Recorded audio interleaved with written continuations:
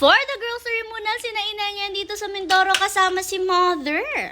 Hello, Pack members! Welcome back to Husky Pack TV Vlogs! Ang video nga na ito ay pa-second day na ni Mother sa Mindoro, and for today nga ay for the biyahe na ulit sila pabalik sa Mindoro. Pasensyahan nyo na nga kung may naririnig kayong maingay. Bale, heto nga, pumunta si na Mother ngayon dito sa may grocery para bumili nga ng ilang mga dadalhin doon kay tatay. Bale, binili nga niya ng oats si tatay dahil alam nyo ba, yung tatay which is father ni Mother ay gusto nga daw talaga ang oats na to, kaya naman hayan, bumili muna siya at dumaan muna sila dito sa grocery bago nga sila tuluyang pumunta kina inay. Pero pagdating nga kina inay, umalis din agad sila at sinama na rin nga nila si inay para makapag-grocery nga dahil si inay ang nakakaalam kung ano ba yung mga kailangang bilhin. Dahil nga ngayon daw pala, hindi na nakakakain ng kanin si tatay. Ang kinakain na nga lang daw niya is either prutas, gulay, or yung oatmeal or medyo may katandaan na rin nga kasi talaga si tatay at alam nyo ba, hirap na rin nga siyang makarinig talaga. Tapos ngayon nga talagang may mga pagkain na siya na hindi na niya makakain, kaya naman kung alin lang talaga yung mga carry niya, ayun yung binili ni na Mother. Kaya rin nga sinama nila si inay at kaya sila bumalik dahil kanina ay oats nga lang rin yung nabinili nila, pero ngayon ay bibili rin nga sila ng iba pang grocery. Syempre, hindi lang rin naman talaga pang kay tatay yung kinuha nila. Kumuha na sila ng mga pang-ulam, mga pwedeng lutuin, tsaka yung mga kailangan sa pang-araw-araw. Syempre, for the alalay na lang rin nga si na Mother kay inay dito kasi alam nyo ba, itong si inay madalay na lang talaga siyang mangalay kapag ganitong maglalakad-lakad. Naalala ko nga nung pumunta siya dito sa may Batangas ay talagang konting lakad namin, kailangan makaupo siya. Kaya naman kapag may kailangan for the hanap nga si na Mother, kinukuha na lang rin nga nila yan at sagditan lang rin talaga yung pamimili nila, diretso uwi na rin. Buti na nga lang rin at carry pa rin talaga ni inay na umakyat dito kay McQueen kahit medyo may kataasan na talaga siya. Pag-uwi naman, dali-dali na rin talaga si inay para makaupo at makapahinga na rin nga siya. Tapos tingnan nyo, talagang sinalubong pa siya nitong napakakulit na si Doggy. Sabi nga ni inay dito, napakatalas naman daw ng kuko nitong si Doggy, may pagsalubong pa.